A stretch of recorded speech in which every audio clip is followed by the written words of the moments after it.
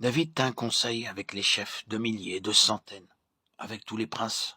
Et David dit à toute l'assemblée d'Israël, si vous le trouvez bon et si cela vient de l'Éternel, notre Dieu, envoyons de tous côtés vers nos frères qui restent dans toutes les contrées d'Israël et aussi vers les sacrificateurs et les Lévites dans les villes où sont leurs banlieues, afin qu'ils se réunissent à nous et ramenons auprès de nous l'arche de notre Dieu, car nous ne nous en sommes pas occupés du temps de Saül. Toute l'assemblée décida de faire ainsi, car la chose parut convenable à tout le peuple. David assembla tout Israël depuis le Sichor d'Égypte jusqu'à l'entrée de Hamath pour faire venir de Kiriat Jéarim l'arche de Dieu. Et David avec tout Israël monta à Baala, à Kiriat Jéarim, qui est à Juda, pour faire monter de là l'arche de Dieu, devant laquelle est invoqué le nom de l'Éternel qui réside entre les chérubins. Ils mirent sur un char neuf l'arche de Dieu, qu'ils emportèrent de la maison d'Abinadav. Uza et Ajo conduisaient le char. David et tout Israël dansaient devant Dieu de toute leur force, en chantant et en jouant des harpes, des luttes, des tambourins, des cymbales et des trompettes. Lorsqu'ils furent arrivés à l'aire de Kidon, Uza étendit la main pour saisir l'arche, parce que les bœufs la faisaient pencher. La colère de l'Éternel s'enflamma contre Uza, et l'Éternel le frappa, parce qu'il avait étendu la main sur l'arche. Uza mourut là, devant Dieu. David fut irrité de ce que l'Éternel avait frappé Uza d'un tel châtiment. Et celui a été appelé jusqu'à ce jour Peretz Rouza. David eut peur de Dieu en ce jour-là, et il dit, comment ferai-je entrer chez moi l'arche de Dieu? David ne retira pas l'arche chez lui dans la cité de David, et il la fit conduire dans la maison d'Obed-Édom, de Gath. L'arche de Dieu resta 3 mois dans la maison d'Obed-Édom, dans sa maison, et l'Éternel bénit la maison d'Obed-Édom, et tout ce qui lui appartenait. 1 Chroniques 13, 1-14. Vu de l'extérieur, c'était un acte de grand zèle de ramener l'arche dans la maison de l'Éternel. Selon les opinions des hommes, David pouvait être considéré comme un homme de bien. Pourtant, il agit d'une manière contraire à la parole de Dieu.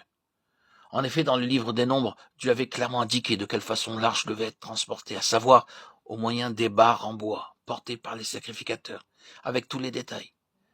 Et il nous est dit de quelle manière les Lévites devaient porter l'arche de l'Alliance. Lorsque l'arche fut prise et ensuite renvoyée dans les champs par les Philistins, ceux-ci utilisèrent leur propre méthode pour la faire retourner vers Israël. L'arche de l'Éternel fut 7 mois dans le pays des Philistins. Et les Philistins appelèrent les prêtres et les devins, et ils dirent, que ferons-nous de l'arche de l'Éternel? Faites-nous connaître de quelle manière nous devons la renvoyer en son lieu. Ils répondirent, si vous renvoyez l'arche de Dieu d'Israël, ne la renvoyez point à vide, mais faites à Dieu un sacrifice de culpabilité. Alors vous guérirez, et vous saurez pourquoi sa main ne s'est pas retirée de dessus vous. Les Philistins dirent, quelle offrande lui ferons-nous? Ils répondirent, 5 tumeurs d'or et 5 souris d'or, d'après le nombre des princes des Philistins, car une même plaie a été sur vous tous et sur vos princes. Faites des figures de vos tumeurs et des figures de vos souris qui ravagent le pays, et donnez gloire au Dieu d'Israël. Peut-être cessera-t-il d'appesantir sa main sur vous, sur vos dieux et sur votre pays. Pourquoi endurciriez-vous votre cœur comme les Égyptiens et Pharaon ont endurci leur cœur? N'exerça-t-il pas ces châtiments sur eux? Et ne laissèrent-ils pas alors partir les enfants d'Israël? Maintenant, faites un char tout neuf, et prenez 2 vaches qui allaitent et qui n'est point portées. Le joug, attelez les vaches au char, et ramenez à la maison leurs petits qui sont derrière elles. Vous prendrez l'arche de l'Éternel, et vous la mettrez sur le char. Vous placerez à côté d'elle, dans un coffre, les objets d'or que vous donnez à l'Éternel en offrande pour le péché. Puis vous la renverrez, et elle partira. Suivez-la du regard. Si elle monte par le chemin de sa frontière vers Beth-Shemesh, c'est l'Éternel qui nous a fait ce grand mal. Sinon nous saurons que ce n'est pas sa main qui nous a frappés, mais que cela nous est arrivé par hasard. Ces gens firent ainsi, ils prirent 2 vaches qui allaitaient, les attelèrent au char, et ils enfermèrent les petits dans la maison.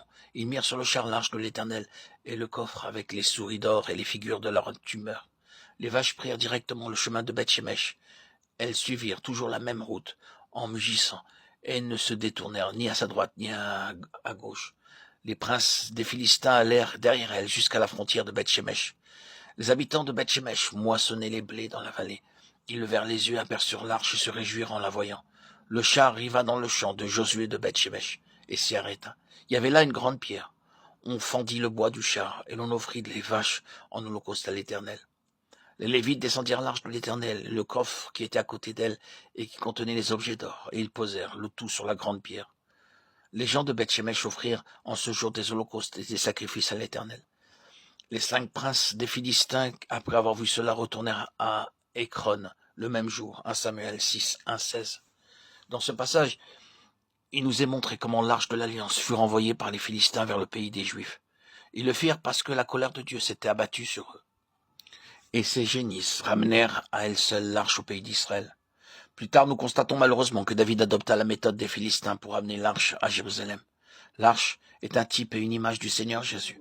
Elle ne pouvait être portée que par les Lévites et seulement sur leurs épaules. Gouverné par son zèle naturel, David institua un ordre naturel et chargea une escorte militaire d'accompagner l'arche. Au lieu de consulter les Lévites, il tint conseil avec les chefs militaires. Au lieu de s'ajuster à l'ordre divin, il s'abaissa à consulter un conseil militaire. Il s'imagina sans doute qu'en agissant de cette manière, cela ferait une très grande impression sur le peuple. Extérieurement, c'était une très grande procession. Mais il n'avait pas consulté le Seigneur. Selon la parole de Dieu, personne n'avait le droit de porter la main sur l'arche de l'Alliance.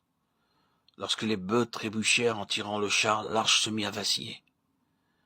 La colère de Dieu tomba sur Uza qui avait mis la main sur l'arche. Il mourut à cet endroit même. Et Dieu enseigna là à David une leçon très importante. Nous ne pouvons pas introduire la sagesse naturelle dans la maison de Dieu. C'est justement pour cette raison que l'on trouve tant de stérilité, tant de sécheresse dans le peuple de Dieu, dans la maison de Dieu. Mais dans le chapitre 15, David se repentit. C'est alors que Dieu enleva la paille et le foin du cerveau de David, ce que nous appelons sagesse et intelligence. Dieu le regarde comme de la paille. De la vie de Dieu, il y avait à ce moment-là beaucoup de rebut dans le cerveau de David. Il en est de même pour beaucoup d'entre nous. Extérieurement, nous sommes très intelligents, mais nos cerveaux sont pleins de rebuts, que nous nous appelons nous-mêmes sagesse et intelligence selon ce monde. Dieu doit utiliser toutes sortes de moyens pour délivrer nos cerveaux de tous ces rebuts. Dans ce but précis, Dieu permit même à Saül de persécuter David pendant plusieurs années jusqu'à ce qu'il ait appris à marcher et à demeurer dans la volonté de Dieu, dans les moindres détails de sa vie. Ainsi David a compris. Et il s'exprime ainsi: nous n'avons pas cherché l'Éternel selon l'ordre établi par lui-même. Il avait appris cette leçon importante, à savoir que notre propre zèle, notre intelligence, notre savoir-faire et notre activité naturelle n'amènent que la mort dans l'œuvre de Dieu. C'est pour cette raison que Dieu avait dû agir avec tant de sévérité d'une façon si douloureuse à l'égard de David. De nos jours, on peut voir de nombreux serviteurs de Dieu qui utilisent de multiples moyens, des expédients mondains pour assembler davantage d'argent, au lieu de dépendre de Dieu, en lui faisant connaître leurs besoins. Ils dépendent de photos, de caméras, de publicités, faisant usage de toutes sortes de moyens naturels pour faire impression sur les gens. De même, dans d'autres pays, on peut voir que pour rassembler beaucoup d'argent pour l'œuvre de Dieu, on embauche des spécialistes, des gens qui savent comment manipuler les pensées humaines pour obtenir plus d'argent. Ils ne dépendent pas de Dieu pour obtenir les fonds nécessaires pour l'œuvre du Seigneur. C'est ainsi qu'on emploie toutes sortes de stratagèmes, de moyens humains, terrestres, mondains pour attirer les gens dans les réunions. Ce sont des méthodes mondaines qui ne sont pas scripturaires. Ils n'utilisent pas la parole de Dieu et les méthodes de Dieu pour exercer leur ministère.